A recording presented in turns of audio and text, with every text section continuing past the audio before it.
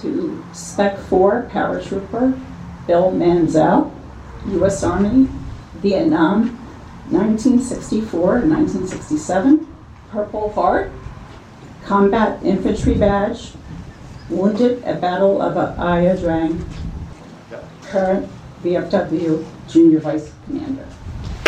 E4 Victor Rec, U.S. Army, World War II, 1943 to 1946, Surgical Tech 4, European Campaign Medal, and World War II Victory Medal.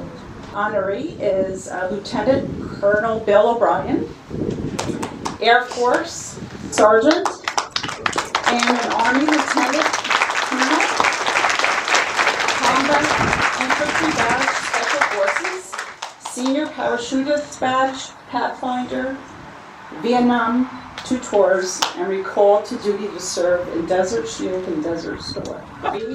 Corporal Emerson Crooks, U.S. Marines, Vietnam, 1968 to 1972. He was a Marine combat engineer.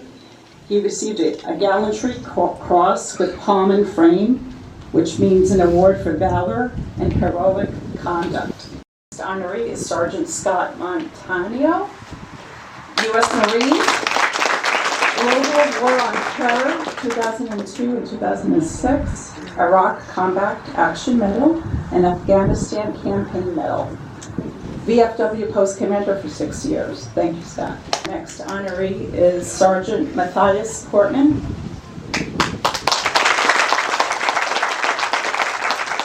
U.S. Army Global War on Terror, 2013 to 2002, Spec 4, served in Korea, as well as Kuwait in the Global War on Terror. Sergeant Anthony Sales, who couldn't be here with us today.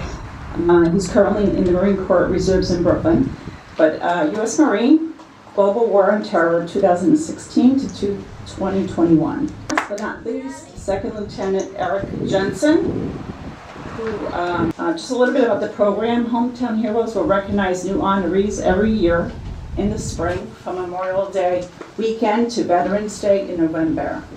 There are forms right here on the table if anyone is interested in signing up. And you can either see myself or Bill Manziel at the end of the ceremony. God bless, and God bless America. Commander Soto, now I turn the mic on to you. He couldn't be with us here today. He's in active duty. U.S. Air Force, Global War on Terror, and he's in nuclear physics program. I'm honored to see everyone here today.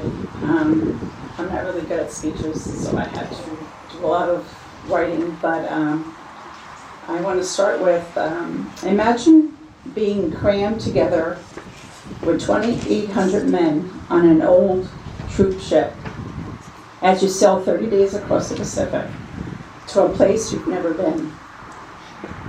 Imagine free-falling from a helicopter at 1,000 feet. What if you were to spend your 19th birthday in a foxhole with only a coconut and a cigar? Imagine a bullet hurtling towards your face, grazing your ear, and lodging into the tree you lean against. I had the opportunity recently to speak with one of the veterans in our community. His name is Bill Manziel. He described for me a scene out of Ia Drang, Vietnam, 1965. He recalls being gravely wounded and how he felt before he was spotted by a Bubble chopper pilot and flown to safety. He told me, I heard God speak to me that day.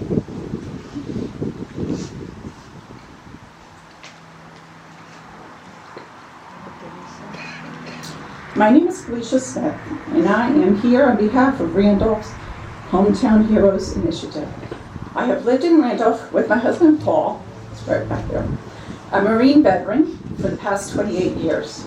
We've had the pleasure of raising our 2 boys,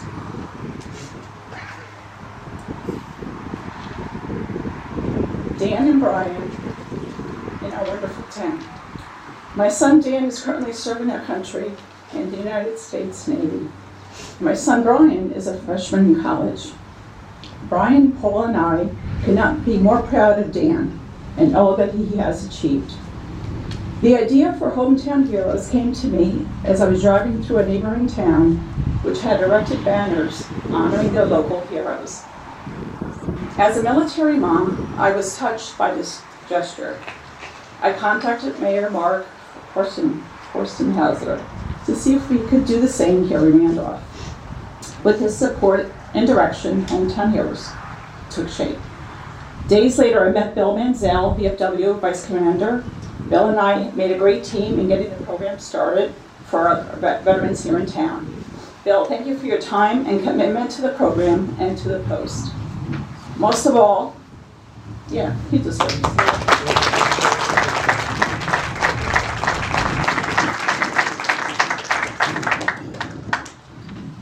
Most of all, thank you for sharing your Vietnam story and experience with me. I feel we need to hear and know more of these stories and experiences so that we can pass them on to the next generation and the generations to follow. Thank you, Bill, for your service, and I'm grateful for you and all our honorees here today. I'm excited to be standing here 6 months later to see our ideas come to life. It is an honor to be part of this dedication ceremony. Hometown Heroes started with the intent to honor our veterans and their families for their sacrifices they made for our country. I know a little from my own experience about the sacrifices a service member must make. I know it means hours of grueling trainings set up to be so uncomfortable as to mimic a hostile field. It means living in a strange place, away from your loved ones, and missing holidays, milestones to stand your post. Many service members put off education, relationships, hobbies, and personal passions in favor of an unconventional work schedule which asks you to hurry up and wait. I know that being the loved one of a service member and putting your needs second to theirs is a sacrifice of its own. The honorees among us today understand these struggles, but they also know that what I have said barely scratches the surface of what it means to serve. I cannot imagine what it's like being 19 years old during a time of conflict, fighting in a hostile land. I cannot imagine the moment of reckoning that comes with almost losing your life. I do not know how it feels to witness the cost of freedom firsthand.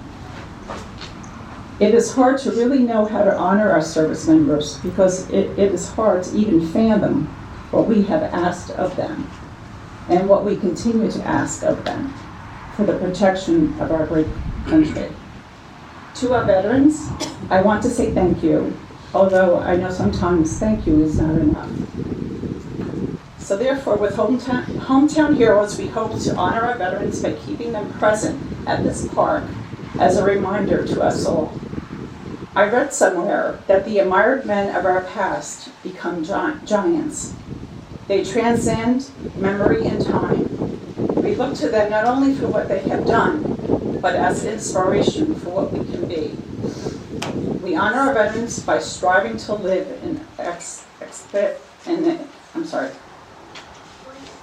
a good life as they did through self-sacrifice, perseverance, and taking risks. We carry out their legacy by drawing from past to enrich our future and inspire the heroes who will come next. With our program, like everyone has mentioned, we will see their names and faces above us, watching over us. All we have to do is look up. Just a few comments. When you walk around this park and look up at the banners, and Laura mentioned that you got to look up. You know, when I walk around, I can't help but think how quickly our lives fly by, right? Just fly by. Because my banner down there was 50 years ago. I don't look like that anymore.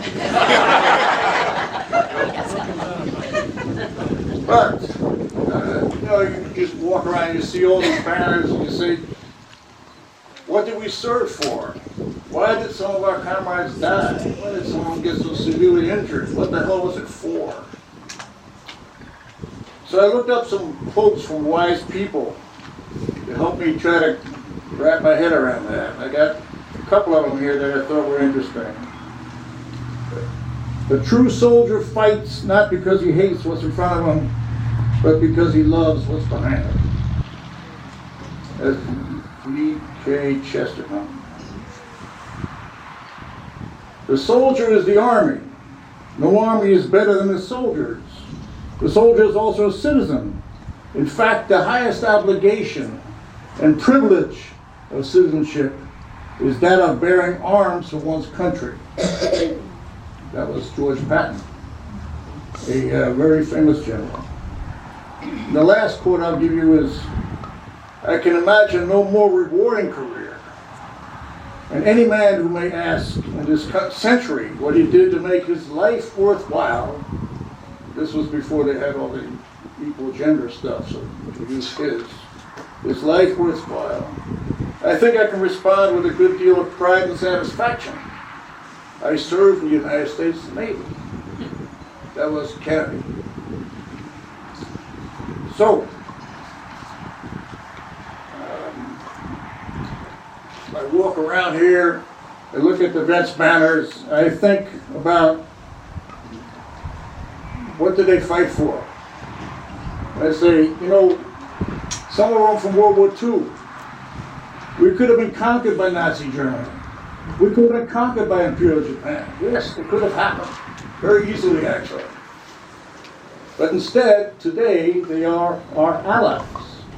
Because of guys like Peter Knopf, who founded this post. Okay? Along with a couple of other folks. Like Bob Burns, right here. Say hello, Bob.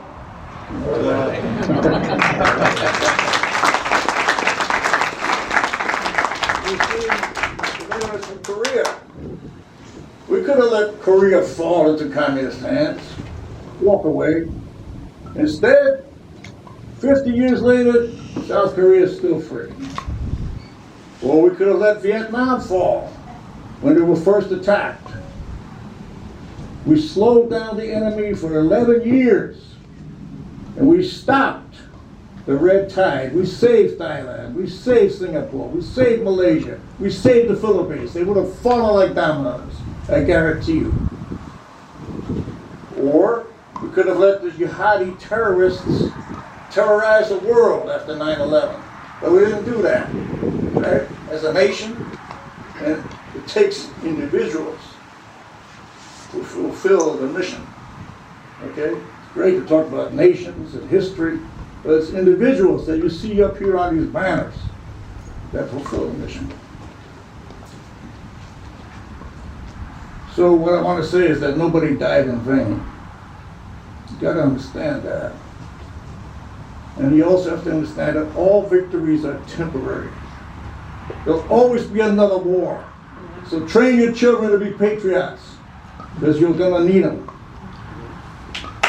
Now we're going to have comments about, Felicia and I will make comments about each of the honorees. I'm going to start with Jack Sassaman, whose banner is over there by his bench. A round for applause for Jack Sassaman. He was a Spec 5 radio operator in Vietnam. That's a very dangerous job. And he revived this post, recruited many of its members, and played taps like an angel. You remember? When he played taps, it was beautiful. He served as post commander, District 10 commander, post quartermaster, state vice commander. He received all kinds of citations from the state and the VFW. He got a bronze medal from the VFW. The guy was wonderful. God bless him. Salute. Peter Knopf was a medic in Europe in World War II. He fought throughout the European campaign. He ended up in Berlin. He was a key founder of this post, and his banner's right over there. 65 years of service to this post. He was a past commander for many times, and the post actually stands on land that used to be Knopf Farm, part of Knopf Farm. So he donated that land. Salute to Mr. Sergeant, excuse me, Tom Riley, right here. Sergeant, Vietnam, air calf, like me. I was air calf, but he was not a I was the paratrooper. first airborne. Guess what? He's got a Bronze Star. He's a modest guy.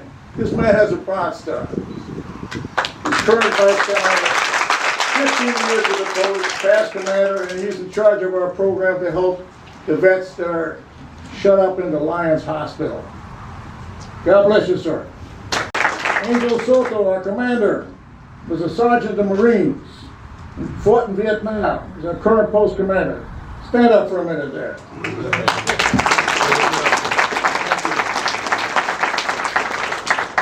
And Gestel couldn't be here today. He's goofing off in Canada or something. He was a sergeant in the Army. He was in Vietnam, same air camp I was. He's got a Bronze Star, an Air Medal, and a Purple Heart. And he's our current quartermaster. Salute. And Richard Rick, Spec 4 Army Korea Defense Medal. Please stand up, Rick. Best chaplain you ever had. Felicia, you got the rest. Come on over here. Felicia will now talk about the rest of the honorees.